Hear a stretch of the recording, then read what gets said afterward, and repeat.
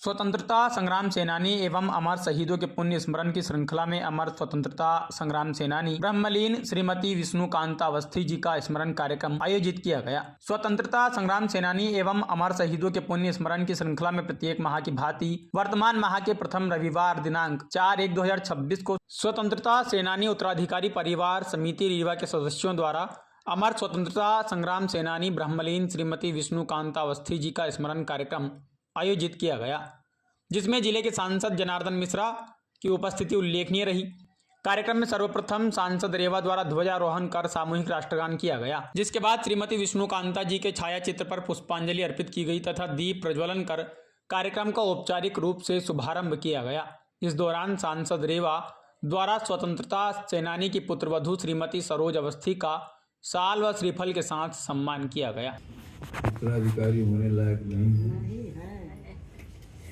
कागज में, संविधान में वो संभव है, इतिहास में भी लिखा जाएगा, लेकिन किसी भी स्वतंत्रता संग्राम सेनानी का मैं समझता हूँ कि मैं उसके नहा के बराबर भी नहीं हूँ।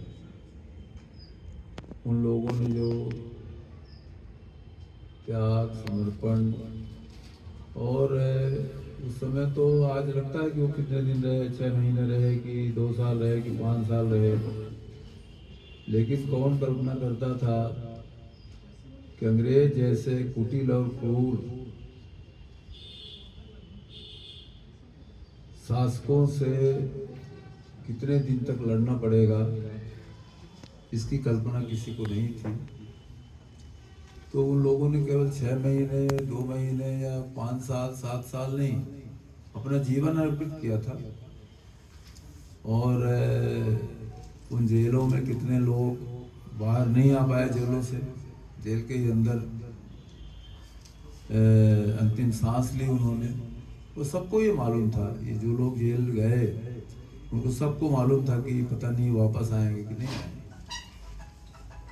इन परिस्थितियों में आज अगर अपना तुलना करते हैं अपनी, तो लगता है कि कहाँ वो भावना थी, कहाँ वो त्याग था, कहाँ समर्पण था, और आज हम कहाँ हैं। तो इसलिए मैं न तो श्रद्धेय राजभान सिंह तिवारी जी का या किसी भी स्वतंत्रता संग्राम सेनानी का उत्तराधिकारी होने के लायक नहीं हूँ, और न मैं अपने को मानता हूँ।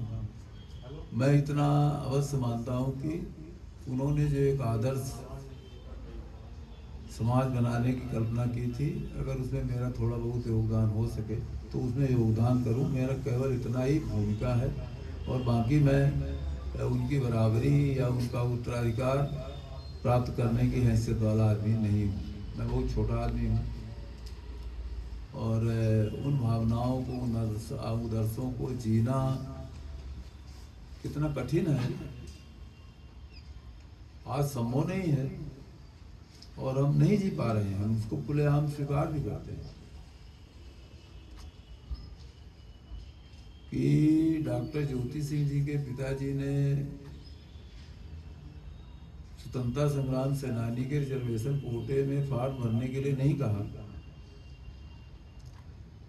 आज अगर हमारे बच्चे के लिए आ जाए कि सांसद कोटे से आपको डॉक्टर बनवाना है, तो हम तुरंत हस्ताक्षर कर देंगे। आज हमें वो हिम्मत, वो साहस, वो त्याग, वो समर्पण नहीं है। मैं उसको सीखा, मैं कोई शब्दावंडर वाला आदमी नहीं हूँ कि एकदम से कि है मैं इतना हूँ, ये हूँ, वो सब अपने स्वभाव में नहीं है। और जो कुछ मेरे दिल में रहता है वो सब अपनी बात करता हूँ दिल के बाहर। बाकी वाकजाल हमारे बस का नहीं है। जब स्वतंत्रता आंदोलन की बात आती है तो इन वो 32 के या 42 के आंदोलनों को छोड़ दीजिए, या 19 के आंदोलनों को छोड़ दीजिए, तो गांधी जी ने जिस आंदोलन का नेतृत्व किया, वो आंदोलन रचनात्मक कार्यों से खड़ा हुआ। चाहे वो सफाई का काम हो, चाहे वो चरखा चलाने का काम हो, चाहे महिलाओं को कपड़ा सिलने के या कि उनको उद्योग में लगाने का काम हो, या उस समय छूतोद्धार नाम दिया जाता था, आज वो चीज़ें कहने में थोड़ा सा अच्छा नहीं लगती। अब वो समरसता की बात कही जाती है, उसको समरसता बोला जाने लगा है। तो चाहे वो समरसता स्थापित करने की बात हो, इन सारे रचनात्मक कार्यों की वजह से गांधी जी जन जन तक पहुँचे और आंदोलन को उन्होंने जन जन तक पहुँचाने का काम किया। और जितने भी स्वतंत्रता संग्राम सेनानी हुए हैं, शायद ही कोई ऐसा हो जिसने झाड़ू ना लगाया हो, जिसने खादी न सिली हो, चरखा न चलाया हो, जिसने गंदी बस्तियों में जा करके शौचालय न साफ किया हो। किसी न किसी स्वतंत्रता संग्राम सेनानी ने कोई न कोई इस तरह के रचनात्मक काम हर किसी ने किया। और लोग मजाक उड़ाते थे उस समय कि ये सफाई करने से अंग्रेज जाएंगे, ये चरखा चलाने से अंग्रेज चले जाएंगे। तो एक जागृति जो अंतिम झोपड़ी वाले के यहाँ भी अगर किसी ने झाड़ू लगा दी, नोवाखाली का मैं पढ़ रहा था, तो नोवाखाली में उन्होंने झाड़ू लगाने का ही काम करवाया लोगों से। सांप्रदायिक सौहार्द के वातावरण को बनाने के लिए झाड़ू लगाना, सफाई कराना, उनके बच्चों की देखभाल करना, उनको पढ़ाना, उनके बच्चों को की शिक्षा के लिए विद्यालय चलाना, 10, 5, 15 जो कुछ भी आ रहे हैं। इतने बड़े सांप्रदायिक अग्निकुंड में भी उन्होंने ये काम किया।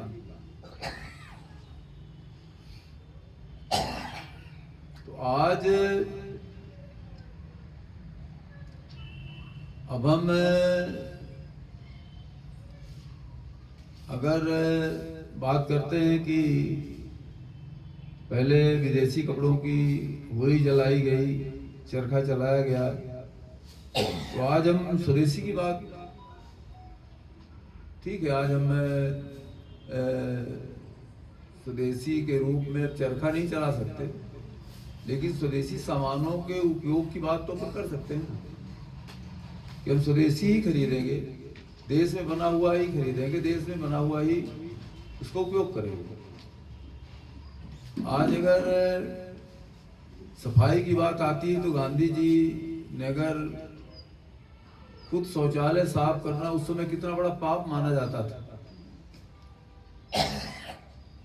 कस्तूरबा बा को उन्होंने कितनी तरह से तैयार किया, सालों लग गए उन्हें तैयार करने में कि नहीं इसमें सफाई करने, अपनी सफाई करने में कोई पाप नहीं। तो कितना संघर्ष किया, अपनी पत्नी को 1 साल लग गए समझाने में कि नहीं सफाई करने से तुम्हारा धर्म नहीं नष्ट होगा। और उन्होंने सफाई करके सफाई कर्मी के साथ अपना तादात्म्य स्थापित किया। और वो समरसता का एक, आज हमको सफाई साफ, शौचालय साफ करना कोई बहुत हल्की फुल्की चीज लगती कि नहीं, हम अपना शौचालय साफ कर रहे हैं तो हमारा तो किसी का कुछ नहीं बिगड़ रहा, हर कोई अधिकतर हम शौचालय अपना साफ करते हैं। लेकिन उस समय अपना शौचालय साफ करना मतलब पाप में डूब जाना।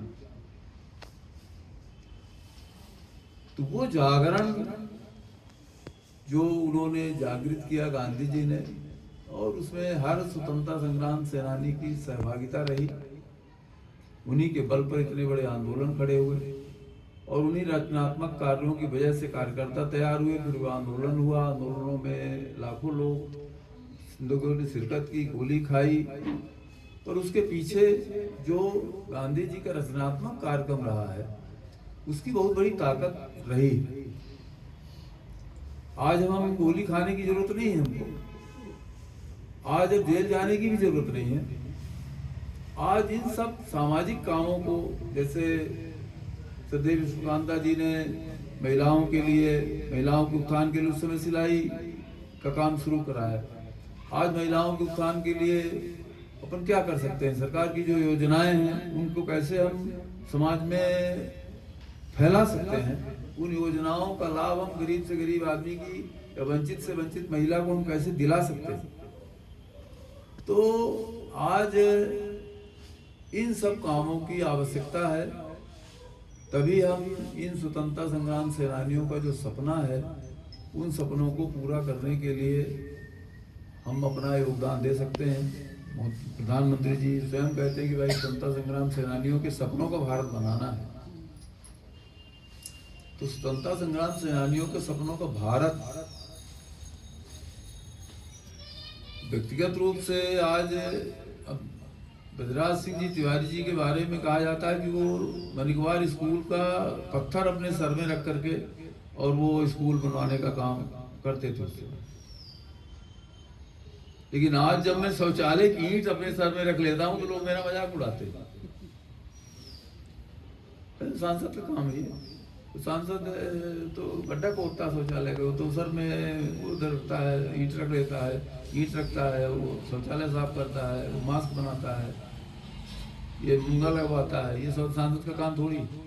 लेकिन सच पूछिए तो मुझको जो प्रेरणा मिली बजराज सिंह तिवारी जी के बारे में जो हमने सुना मनिकवार में, उसके आसपास सुनते थे कि वो अपने सर पर ईंटा और पत्थर रख करके उन्होंने खड़े हो करके और खुद मजबूत, इतने बड़े ठीक है जमींदार थे,